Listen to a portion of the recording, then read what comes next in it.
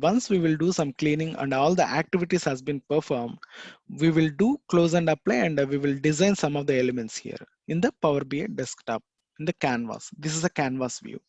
So here we will do all the charts. We will, as per the data availability, we will do the Power BI and Power BI charts, as well as once we will publish, once we will develop the Power BI desktop design, what we will do, we will just publish the report into the services, which is a cloud setup.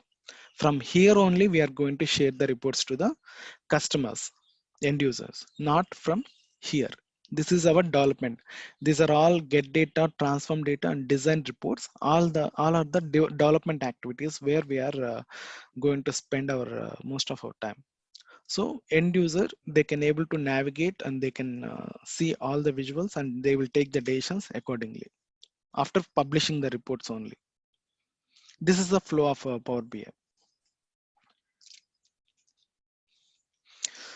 And one more best practices I would like to convey on this. What is the Power BI best practices if they ask in the sense? As I said in my previous slide, just we can try to connect any kind of sources, any kind of different sources, whether it is an Excel or else SQL server or else Azure SQL, whatever. We can able to get the data from it. Once we will do the get the data, we will do the transformations. Whether the data is perfectly fine, we will directly load it, or else we will do some cleaning by using this transform tab. And we will do some cleaning and shape the data by using some query and mashups, data mashups. Once we will close and apply, then automatically, as if there is some requirement, we will perform some DAX, or else on the top of the table, we will build the visuals like this. These are the visuals. We can build it into the report canvas in the report level. This is a report.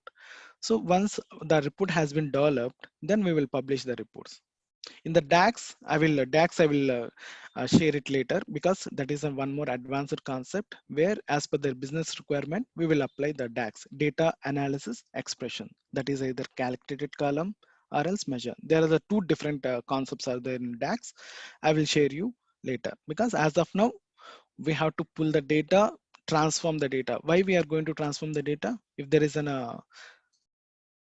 unstructured or else cleanliness are not there, then we will do the transform tab and we will do some cleaning of the activities, and finally we will develop the report into the report canvas.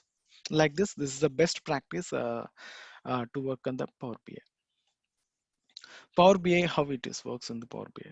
As I said, this is one more pictorial representation. I want to give an clear idea how it is pulling and how it is activating it all. Once we will get the data, either it is a one source or different sources. I just mentioned with different sources is in a CSV or as XLS or databases or Azure or SAP. What kind of any kind of databases? First, we will connect the databases. Once we will connect, we will do some visuals as per the requirement. Once we will do the visuals, we will publish the report into the Power BI services.